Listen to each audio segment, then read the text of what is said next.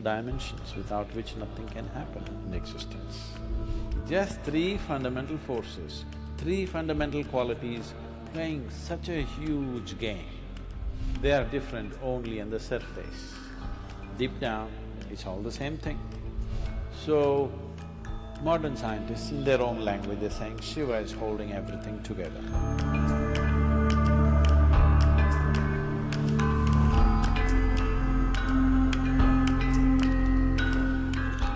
See, Brahma, Vishnu, Mahesh means don't think of three people, one floating on the clouds,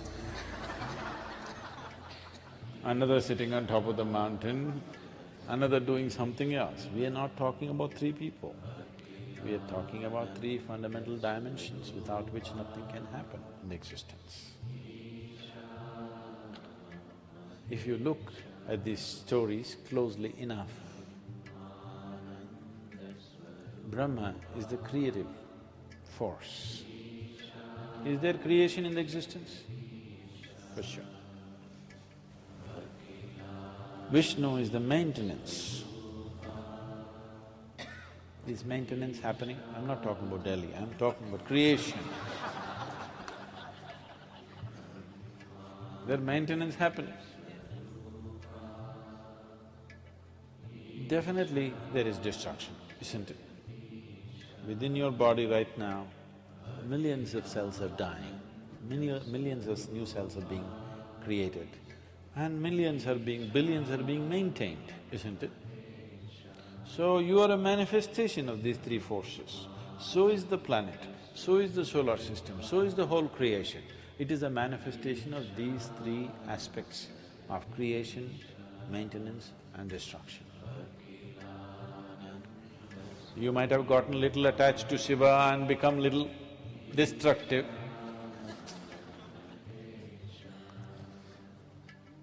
But all the three are functioning in some proportion, isn't it?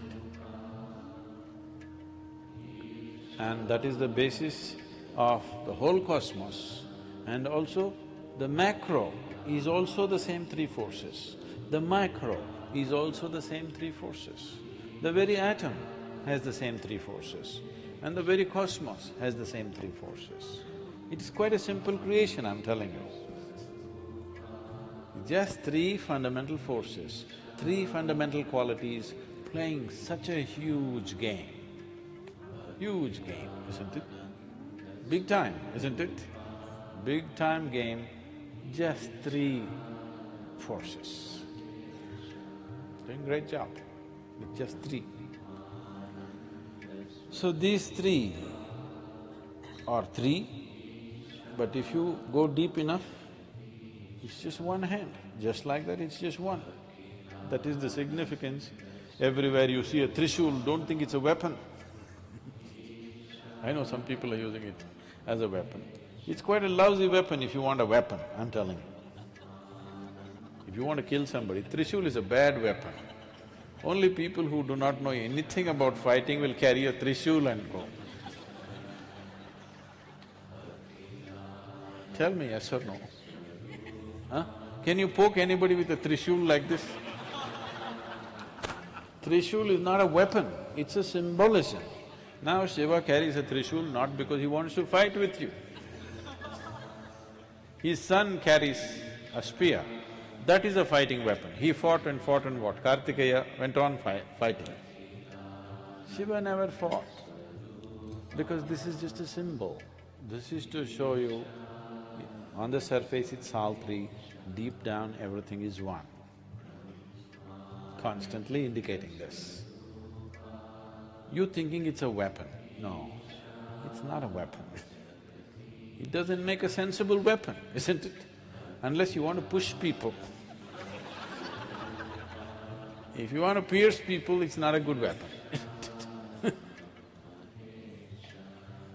So, these three, they are different only on the surface. Deep down, it's all the same thing. But the three manifestations are distinctly there in the creation in all aspects. From proton, neutron, electron to many other levels of manifestation, it is always there. So, What is the significance of Mahadeva means, these three, when all of them are functioning as one, he is Mahadeva. These are three devas. When all of them are functioning as one, it is a Mahadeva. So we call the destroyer the Mahadeva because this is about… Brahma is about the genesis. Vishnu is about the organization of the creation. Shiva is oblivion. These two, creation and maintenance, only exist in the lap of the oblivion. It is the empty space in the creation, which is the most expansive thing, limitless thing, and which is the lap in which creation happens and disappears, isn't it? Happens, conducts itself and falls apart, all happens in the lap of Shiva, because he is oblivion. Shiva means that which is not. Shiva means that which is not. So that which is not we bow down, because that is the thing. Today, modern science is slowly veering towards that. They believed some time ago the electromagnetic forces and the nuclear forces and gravity are everything. Now as they dug deeper, deeper, deeper, do you know there is no explanation for gravity in modern science even today? Isaac Newton only told you apple falls down, which every village boy knew. Unfortunately, it falls down, not up. He gave no explanation, no mathematical background to it. Simply he said it falls down, nothing else. And since then, they have been trying to find out. They know at least enough about the other forces. Gravity is one thing which has freaked some modern science. They're not able to find out why gravity works the way it works. So today, one explanation they're talking about is, they believed at one time it's the gravity of the sun which is holding all the planets together, it is the gravity of something else holding all the galaxies together. Now they're saying that there is some dark force all over the place. Due to lack of description, because they can't make out any quality of that, they're calling it a dark force. And it is this dark force which seems to be keeping everything in place. They do not know what is the nature of this force. It is called as dark energy or dark force. This dark energy, we always call Shiva as the dark one. Yes? He's always referred to as the dark one. His night is the darkest night in the month. So, modern scientists, in their own language, they're saying Shiva is holding everything together. Now, I don't want you to imagine one man sitting there and holding everything together. That's not what it is. Shiva means that which is not. So that which is not is held as the highest, because that which is not is the largest manifestation in creation, isn't it so? If you look up in the sky, do you ever do it? Do you ever do it? Okay. I believe you, all right. So if you look up in the sky, because your visual apparatus are made in a certain way, you will think the sky is full of stars. That's not the reality. The largest thing out there is empty darkness, isn't it? The galaxies that you see there are just small specks. Rest, the vast expanse is nothing, isn't it? So that is what we are referring to as Shiva. But there are many aspects to this.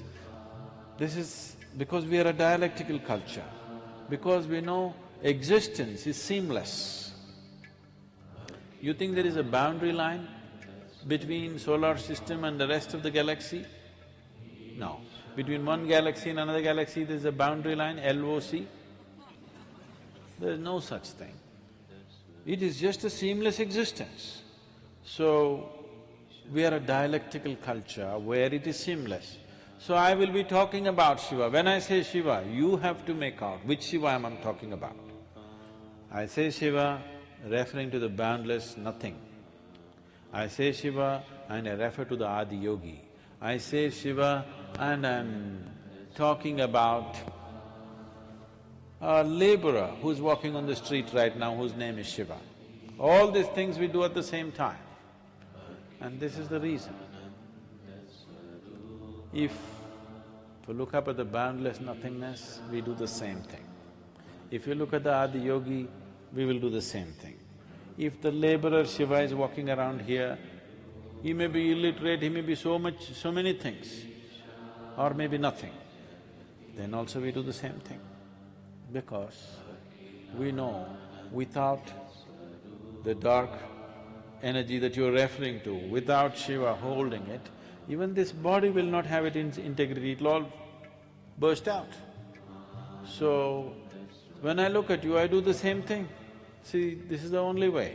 I want you to understand, this is the only place where such a thing is there. You're doing it unconsciously, so it's meaningless. What you do to your gods, you're doing to everybody, isn't it? The idea is, this person may not know what is the source of his making, but I want to recognize that.